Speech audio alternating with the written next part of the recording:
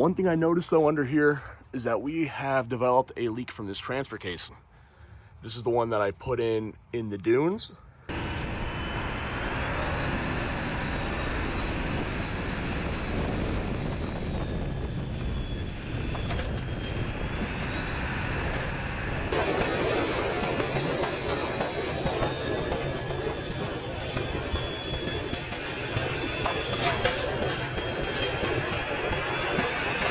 I didn't do any work to it other than just put on my flanges.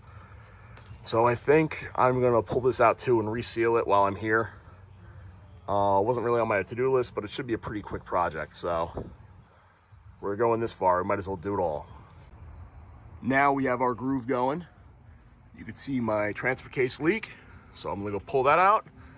Getting very good at that. I can see where it looks like I made a little bit of contact with the cross member behind it. So I'm wondering if this thing flexed around. I definitely have to go replace this front drive shaft with one more spline. That's probably why this thing's leaking. Transfer case is out. Taking it apart to reseal it. Great excuse to go and take the fluid out of it, check it, you know, make sure everything's good. A little dark coming out, but I think some of that was original fluid too when I topped it off at the dunes, so can't complain about that. We'll go inside and check for metal debris. Since I will be taking this apart, give it a quick scrub. That way when I open it up, no debris falls inside. Also, I want to look this over for cracks. So I want to make sure nothing on here is cracked. And in the past, I have found one of these front housings cracked. So easier to find cracks and damage if it's all cleaned up.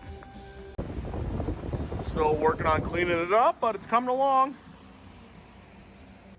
I am going to separate it. I'm going to replace this front seal. I'm going to replace the seal in here. I'm going to replace the seal here. And the part that was actually leaking was underneath here, kind of right in this seam. So I'm going to reseal all that. It does look like there might be a little crack there though. So I'm going to take this all apart and just look it over real good before I put it back together. Because if this case is cracked, I have a spare. So I'm gonna get going with that. Also, it would probably be a good time to tell you guys that I didn't get into UA 2025. So I'm gonna get working on the Bronco and hopefully give it another shot in the future. Let's get to it. So first things first, I'm gonna pull off these flanges. Just using a 32mm socket.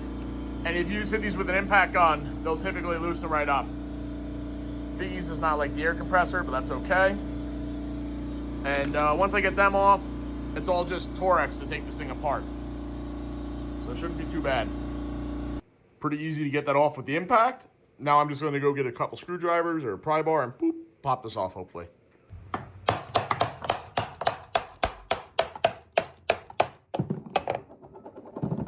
Cool. So there's typically 4 T45 Torexes in here.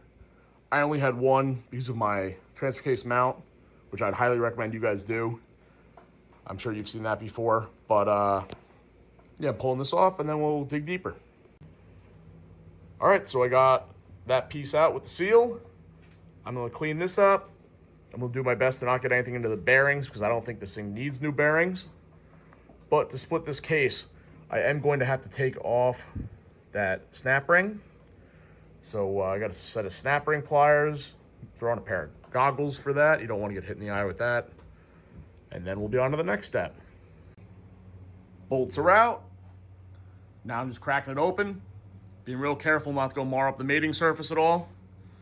And also very careful to not get any junk inside. Cover is off. Let's take a peek inside. We got some RTV stuck in the shift fork there. That's not a big deal. Let me go turn this over and we'll make some observations. So I had a little weep from the bottom, right along this seam here. It looks like there's like a little bit of like bronze or something. Looks almost like never sees. I don't know what that is, but we'll clean that all up. I don't see any cracks. I'm gonna keep looking. That bearing looked good earlier. This bearing looks fine. chunks of RTV around that I'm going to pull out, make sure they don't go anywhere. And then not a ton of stuff built up on this filter here, the magnet by the filter, but I will clean that up. And then the other place you want to look is up top here. You can see that metal fork has been working its way into the magnesium case. This one has a little bit of wear, but eventually it will wear all the way through. So what a lot of people do, they'll put a cross piece in here so that it wears on a larger surface, so it'll more or less never go through. That's got quite a bit of life left on it though, and I'm probably going to destroy this case before we get to that point, so I'm not going to worry about it. But should be good.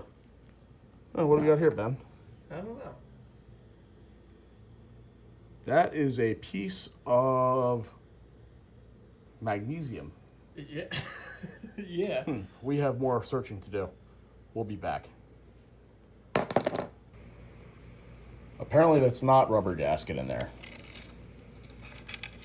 That is another piece of magnesium, or whatever this case is made out of. So I need to go find where that came from. So I had mentioned I saw there was some contact back here from hitting the cross member behind the transfer case. And I'm like, wow, that transfer case does have a lot of flex. That drive shaft must have bound up a little bit again and pushed it back. But then Ben found those pieces of case, and under some further examination, it turns out that there's a snap ring in there that got blown out from the drive shaft, bottoming it out and pushing in on the input there. So let's take this apart, get a look at it, and go build another case, a different case, because this one is no longer any good. This is now my third or fourth one of these I've destroyed. So yeah, a new drive shaft is coming soon. So if you guys could see that, compare the chain to the flat edge of the case. And you can see on the right side where the front drive shaft comes in here, that there's more of a gap, kind of like right around here. And I was like, wow, that's weird. I'm surprised I didn't find that before I took it apart. And then I realized this area must have been riding on the backside of the case. So I went over here, and sure as not, you could see right there where it grooved the backside of the case, and that's what was keeping it all together. So, guess it worked. I did go wheeling on this pretty hard. I might have done this in Michigan, actually, so these things are tough. I'm just dumber. Just pulled the snap ring off. These Harbor Freight pliers have been working pretty good. Now let's pull this chain and gear and see what this damage looks like. All right, so the gear is off. And under here, there is some damage. So here's the snap ring. And what I believe happened was that front shaft compressed again, loaded up the shaft, which loaded the bearing and pushed it rearward, and pushed the snap ring against the casting, which then popped clean off. What's pretty funny about all of this, though, is that I can tell you the orientation that the snap ring was in. It was just like this, because you could see where the opening was here, and that it didn't pop that part of the groove off. So, yeah, pretty interesting. Honestly, if I clean this all out, I probably could run it, and I don't think it would be much of an issue. But I have a spare case sitting around. Let me go reseal that one up and get a call into Tom Woods to get a proper size drive shaft. All right, since that's busted up, the best thing we can do is run another case. I luckily have one stashed in my parents' barn, so I'm off to go grab that, and then we'll start tearing into case 2. That resale, I think, will be for another video, but let's go get that thing tonight, just to go look it over once. Always nice to have spares. I'm gonna hit this with a little bit of brake clean, drain it, and crack it open. So I just started cleaning this thing up. A little bit of isopropyl, some brake clean. And I've got to look inside, but this looks like a crack. If that's the case, I'll use that back cover and this transfer case to make a good one. Yeah, we'll see. Got it cleaned off. Gonna start going in, seeing what parts are good and what I'm gonna have to steal from the other one. Fluid coming out here looks orangey, but rather clear, so that's pretty cool. Let's crack this thing in half. Case is apart. So far, so good. Everything looks good in there. You could tell it wasn't grinding on the back here, unlike the other case I just had. But now let me go look into where that crack was, or that alleged crack. So if you go to the outside here, that crack's right there, center of the screen. If you go to the inside, there's nothing there. So that must just be an outer casting mark. So I think we're good. Looking at the bearings, we still have like assembly lube on this one, so that's pretty cool. This one feels good. USA bearings, so cover these up and look through the rest of the case. All right, I looked through this. Everything looks pretty good. My only question is, I wonder if these arms are interchangeable. I've got two that are some kind of cast metal, and that one's plastic, so I don't know if it'd be worth swapping them out. I do think it's worth going up here and changing the seal that's in there. There was a lot of grease that was around there, so it's probably weeping a little bit. But all in all, this case looks pretty clean and good. So I'll get working on this, get it all put back together, and I think we'll be all right. All right, so we got this thing all cleaned up, and now the replacement transfer case is getting sealed. Just got some RTV ran around it. Got this half the case cleaned. About them made them together, and then we should be in the good to go put the seals in.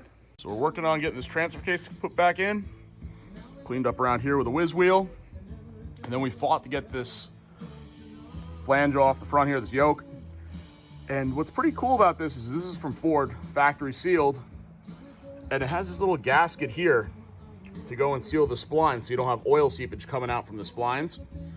A lot of times when I put them together, I don't have this anymore, so I'll put a little bit of RTV around the inside of the yoke so it'll seal. But it's pretty cool seeing how Ford did it. But I think a lot of times those just go missing when people take these transfer cases apart. But yeah, I got a new seal for there, so I'll pull that out, put this thing back together with my flange. So we got a seal puller here. Gonna use it to pull this seal. These are pretty awesome for their intended purpose. Let's see if I can do it with one hand. Nope, have to put this down.